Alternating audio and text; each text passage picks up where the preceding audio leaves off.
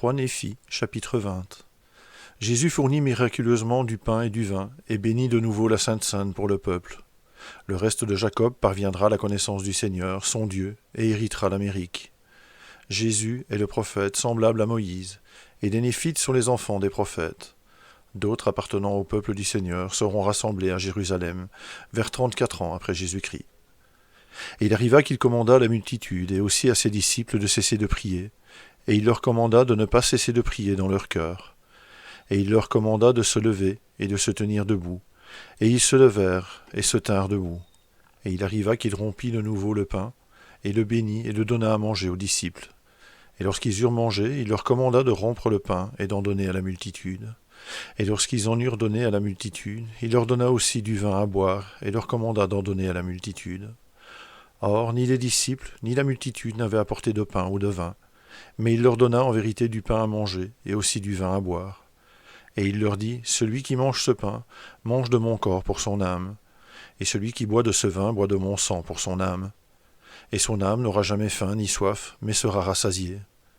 Alors, quand toute la multitude eut mangé et bu, voici, elle fut remplie de l'Esprit, et elle cria d'une seule voix et rendit gloire à Jésus qu'elle voyait et entendait. Et il arriva que lorsque tous lui eurent rendu gloire, Jésus leur dit, « Voici, maintenant je finis d'accomplir le commandement que le Père m'a donné concernant ce peuple, qui est un reste de la maison d'Israël. Vous vous souvenez que je vous ai parlé et dit que lorsque les paroles d'Ésaïe s'accompliraient, voici elles sont écrites, vous les avez devant vous, c'est pourquoi sondez-les. En vérité, je vous dis que lorsqu'elles seront accomplies, alors s'accomplira l'alliance que le Père a faite avec son peuple, aux maisons d'Israël. Et alors les restes qui seront dispersés sur la surface de la terre seront rassemblés de l'est et de l'ouest et du sud et du nord, et ils seront amenés à connaître le Seigneur leur Dieu qui les a rachetés. Et le Père m'a commandé de vous donner ce pays en héritage, et je vous dis que si les gentils ne se repentent pas après la bénédiction qu'ils recevront lorsqu'ils auront dispersé mon peuple, alors vous, qui êtes un reste de la maison de Jacob, vous irez parmi eux, et vous serez au milieu d'eux.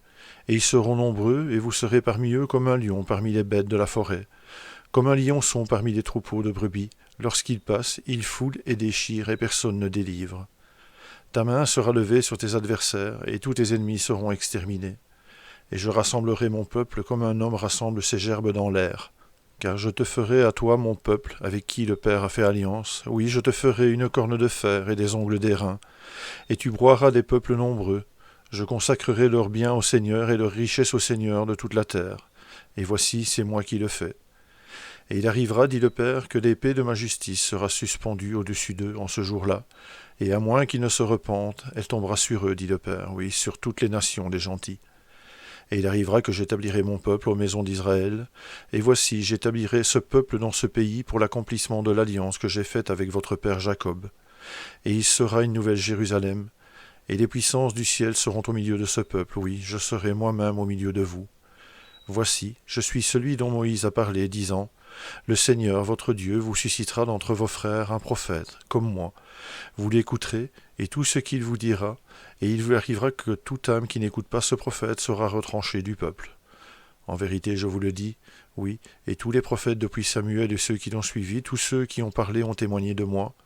Et voici, vous êtes les enfants des prophètes, et vous êtes de la maison d'Israël, et vous êtes de l'alliance que le Père a faite avec vos pères, disant à Abraham, « Toutes les nations de la terre seront bénies en ta postérité. » Le Père m'ayant ressuscité d'abord pour vous et m'ayant renvoyé vous bénir en détournant chacun de vous de ses iniquités, et cela parce que vous êtes les enfants de l'alliance, et une fois que vous êtes bénis, le Père accomplit l'alliance qu'il a faite avec Abraham, disant, « Toutes les nations de la terre seront bénies en ta postérité. » au point que le Saint-Esprit sera déversé, par mon intermédiaire, sur les gentils.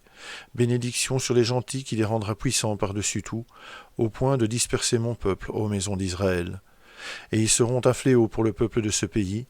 Néanmoins, lorsqu'ils auront reçu la plénitude de mon évangile, alors s'ils s'endurcissent le cœur contre moi, je ferai retomber leur iniquité sur leur tête, dit le Père. Et je me souviendrai de l'alliance que j'ai faite avec mon peuple, et j'ai fait l'alliance avec lui, que je le rassemblerai lorsque je lui jugerai bon, que je lui rendrai en héritage le pays de ses pères, qui est le pays de Jérusalem, qui est pour lui la terre promise à jamais, dit le Père. Et il arrivera que le moment vient où la plénitude de mon évangile lui sera prêchée, et il croira en moi, il croira que je suis Jésus-Christ, le Fils de Dieu, et priera le Père en mon nom. La voix de leurs sentinelles retentit, elles élèvent la voix, elles poussent ensemble des cris d'allégresse, car de leurs propres yeux elles voient. Alors le Père le rassemblera à nous de nouveau, et lui donnera Jérusalem comme pays de son héritage. Alors il éclatera de joie. Éclatez ensemble en cris de joie, ruine de Jérusalem, car le Père console son peuple, il rachète Jérusalem. Le Père découvre le bras de sa sainteté aux yeux de toutes les nations, et toutes les extrémités de la terre verront le salut du Père, et le Père et moi serons un.